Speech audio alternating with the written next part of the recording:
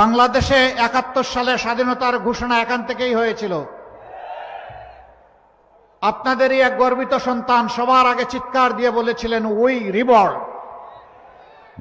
তিনি হচ্ছেন এলডিপির সম্মানিত সভাপতি ডক্টর কর্নেল অলি আহমদ বীর বিক্রম। জিয়াউর রহমান সাহেবকে হাতে ধরে সামনে এগিয়ে নিয়ে গিয়েছিলেন। চট্টলাবাসী আপনাদেরকে স্যালিউট। কি ভাবছেন আপনার মতো আমিও বলবো যে স্বাধীনতার নতুন ঘোষক পাইছি? আরে ভাই, কারো বিরুদ্ধে কথা বলতে হলে ন্যূনতম শিক্ষাগত যোগ্যতা থাকা দরকার। বক্তব্যটা একটু ভালো করে শোনেন, ঘেলুদে ভাবেন। মাথায় তো বুদ্ধি শুদ্ধি নাই, শুধু লাফার বেশি। এই বক্তব্যে দুইটা অংশ আছে। এক নম্বর অংশ হচ্ছে যে স্বাধীনতার ঘোষণায় চট্টগ্রাম থেকে দেওয়া হয়, এটাতে কোনো সন্দেহ নাই, এতটুকু তো ক্লিয়ার।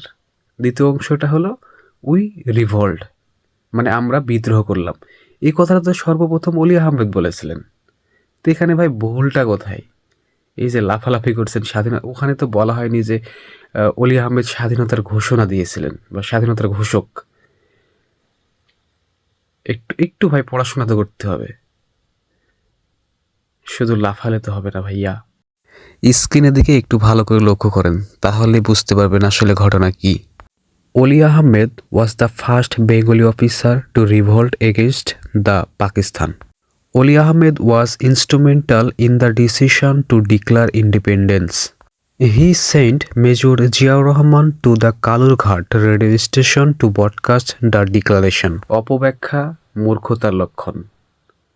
আসলে ন্যূনতম শিক্ষা তো থাকা লাগবে রে ভাই।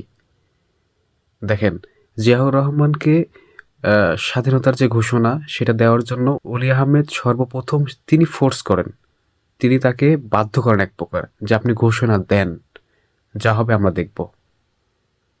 এবং তিনি নিজ দায়িত্বে তাকে কালুরঘাটে পাঠান এবং তিনি প্রথম বলেন যে আমরা বিদ্রোহ করলাম। ইতিহাস থেকে তো একটু শিক্ষা নিতে হবে, একটু বইপত্র তো ঘাটাঘাটি করা লাগবে। শুধু মানুষের দেওয়া ভিডিও, কাটিং করা ভিডিও আপনি ছেড়ে দেয় মানে আপনি বড় নেতা, তাহলে তো হলো না। পা ছাড়া যাবে না ভাইয়া। সাদাকে সাদা, কালোকে কালো বলতে হবে। ধন্যবাদ।